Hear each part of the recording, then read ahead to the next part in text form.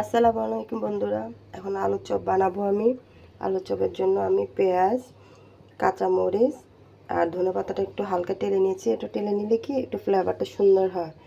এখানে আমি তেল দিয়ে দিয়েছি আর এখানে আমি ব্যাটারটা গুলে নিয়েছি। এখানে আমি হলুদ, মরিচ, সজের গুঁড়ো দিয়েছি, লবণ দিয়েছি সামান্য।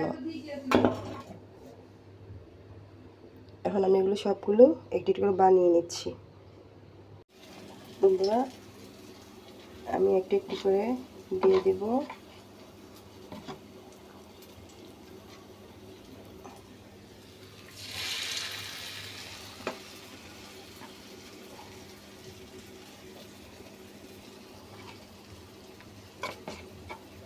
হাত দিয়ে করলে হাতে লেগে থাকে, ছিটে হয়ে যায়। আর চামচ দিয়ে করলে জিনিসটা সুন্দর হয়।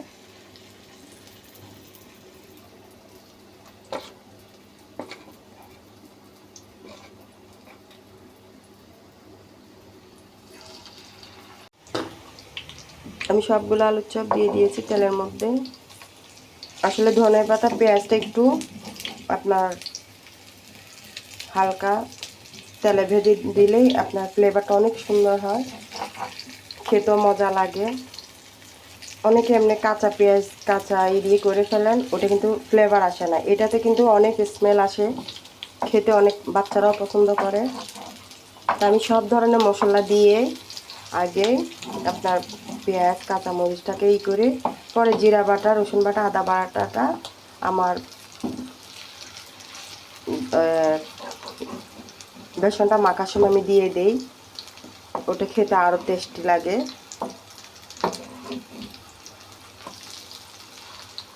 এগুলো সব আমি এখন উল্টিয়ে দিয়েছি। আমার আলুর চপগুলো হয়ে গিয়েছে, আমি এখন উঠিয়ে নিচ্ছি। একটু করে উঠিয়ে নেব।